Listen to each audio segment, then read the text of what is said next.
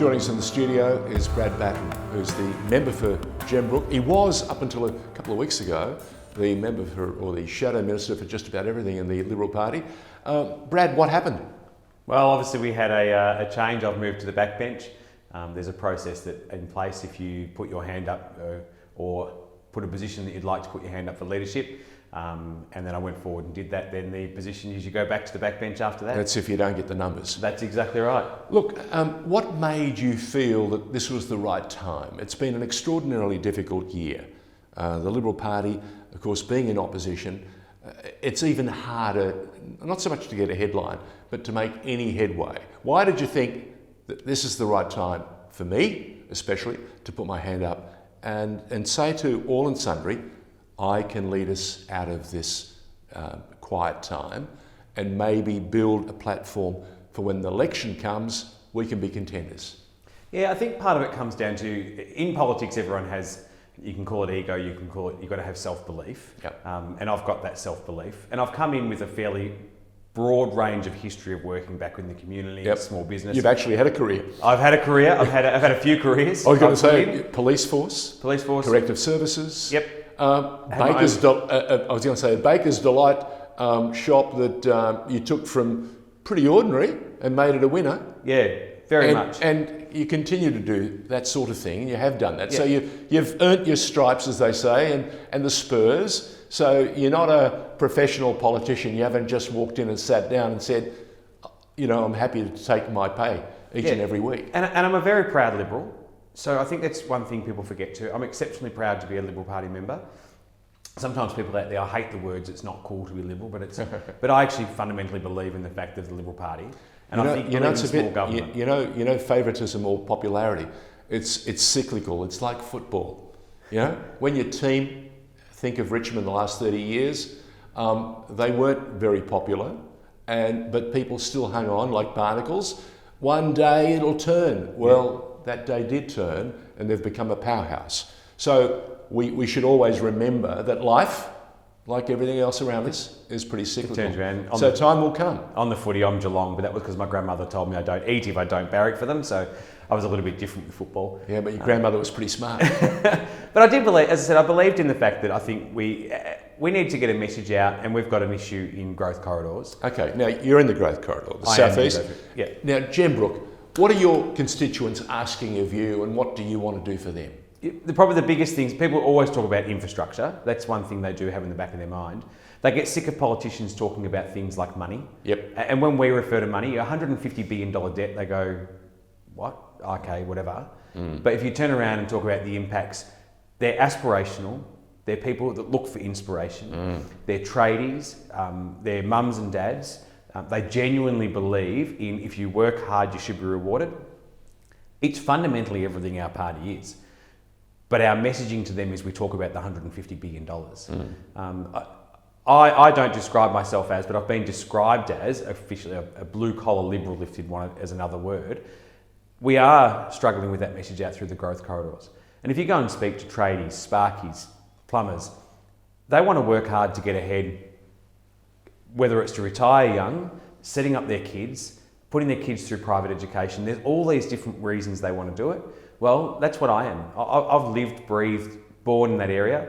I'm someone, I know you said before about work history. I've also worked for a builder that went broke, lost my job, nearly lost our house, was very close to declaring ourselves bankrupt at the age of about 25 because we'd taken the risks that I think our community wants to take, and every so often it doesn't work. Do you know, we've spent the better part of the last 12 months being scared by every layer of government in this country and by the governments around the world. We've been told by the World Health Organization and others that, listen, we have to behave in a particular way, we have to change our habits, and the things that we once thought were very normal, we can't do. These are not normal times. So how do you talk to people about those important things in less than normal times? Well, it was less than normal times at the start because at first we were comparing to Italy, America, England, and the world was ending. People at home honestly believed the world was ending. So Correct. when we've had the change in Australia, we've realised we are different. and everything We're is an controlled. island. We're an island. We could control who comes in and out. You shut the airport off, nobody else Nobody coming comes in. And COVID doesn't fly by itself. Can't happen in Britain. Yeah. Can't happen in Europe. Yeah, so we're And really Americans, positive. of course, don't travel unless it's from one end of the country to the other. So I think we're a positive country. And I Yep. think we're a positive people. I'm somewhat confused in the way governments are handling it still at the moment. Yep. I can't believe we've got a lockdown for a couple of cases in Queensland again. Haven't we been told in Victoria we have a rolled gold tracing and contact team that can just about answer any call? Yeah, I'm starting to believe, honestly, there's one government in Victoria, one government in Australia that has faith in their own system, and that's New South Wales. Nobody else has their own faith. Every time you lock it down like that, Yep. that's because you've lost faith in what you've set up. Or you've never had enough faith in them.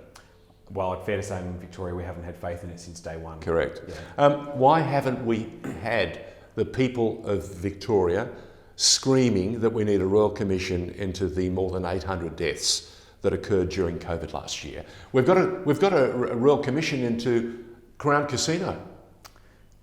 I would say if the people I speak to in the street, I'll be honest, Yep. they just want to get back on with life. And they want to, because they're hard workers. And when you walk around Melbourne and you see a lot of places shut. We've seen that in the media a lot. Yeah. You know what we haven't seen and we haven't heard from yet? Areas like mine are thriving because mums and dads used to travel into the city to work and buy their coffee and lunch, Yeah. are now buying it in Beaconsfield and Berwick. Yeah. So our businesses are really doing well. I just heard that Myer are closing their Knox outlet because of the rise of online and the fact that just not getting people to Knox. Is that a shock to you? Well, it is a shock because I wasn't aware of it, but it's sad. Very sad, isn't it? Because at the end of the day, I think one thing people will go back to, we'll go through ups and downs, people will go back to personal contact because it's so important. Yeah. The meetings between meetings in businesses. I've got two daughters and we talk about what they want to be when they grow up kind of thing, and they're 17 and 15. And I say to them, become the communicator between the two people who are tech savvy. Because the two people who are tech savvy will understand everything in designing the app. One will work out how to use the app, but no one's there to bring it between each other. Bravo. Be that person, you'll be the richest people in town. Correct, absolutely, and the safest in town. Yeah. Because all the flares will come up on your app. Yeah. Brad, look, they say in life you don't know too much of anything until you get a few scars and a few scratches, and just listening to your journey, you've notched up quite a few. My only advice is looking on and being this third party is keep doing what you're doing, work as hard as you can.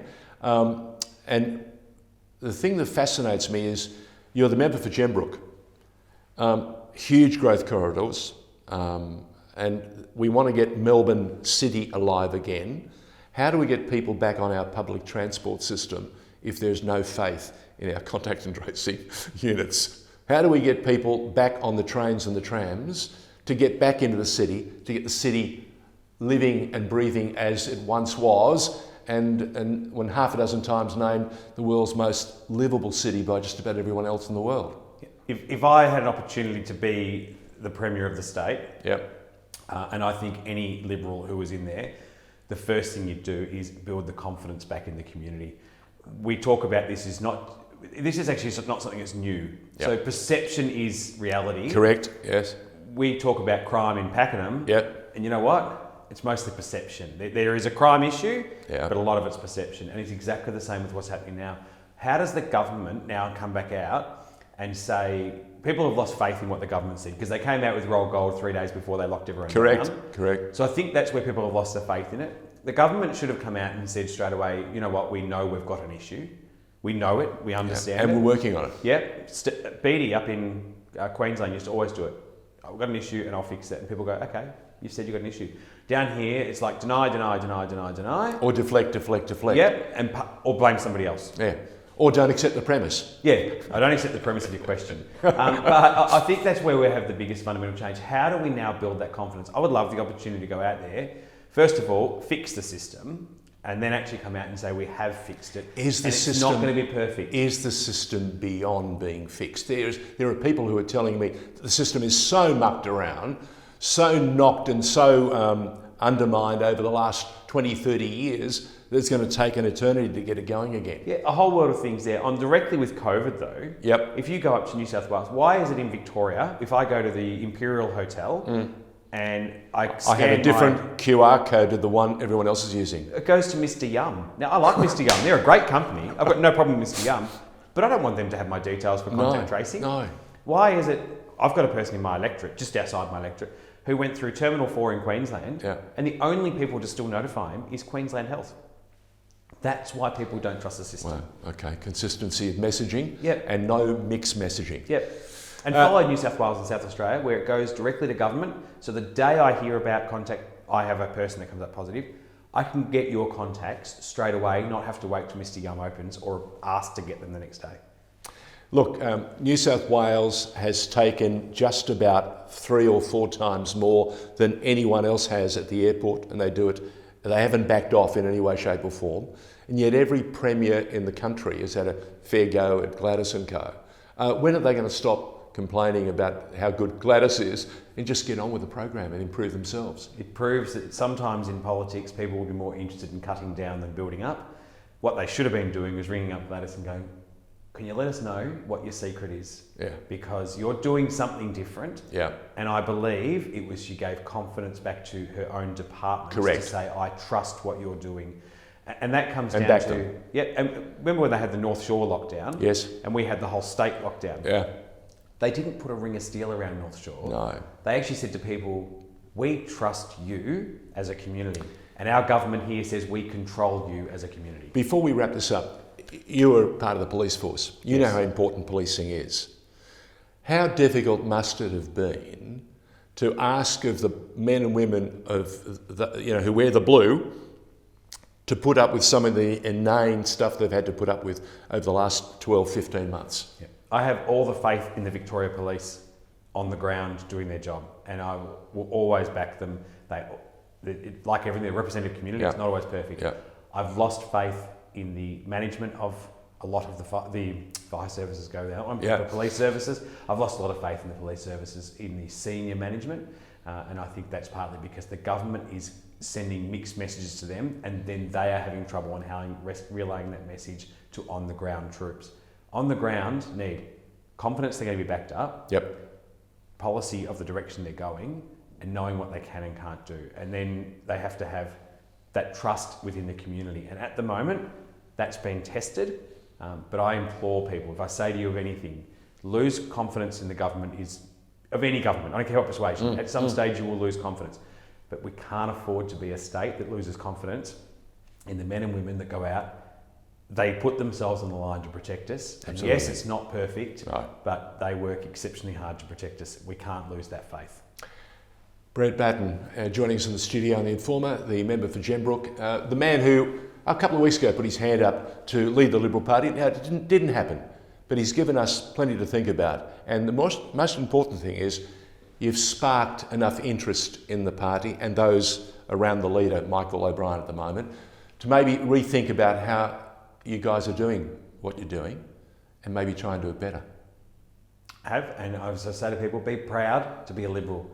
If you've got a sign behind you, you have TheInformer behind you, I would have a Liberal sign behind me everywhere I stand. And I say this out in my electorate, the day I stop talking about the Liberal Party, don't have faith in us. I absolutely 100% believe in the Liberal Party and our values. I believe we're the right party to lead in Victoria, and I believe our language should be now changing around instead of just bagging Daniel Andrews, which, to be honest, is quite simple on some things. Easy to do. So why don't we turn it around to, if we were in government, we would. Yeah. And people would start to say, okay, I can see your vision. I can see where you're going.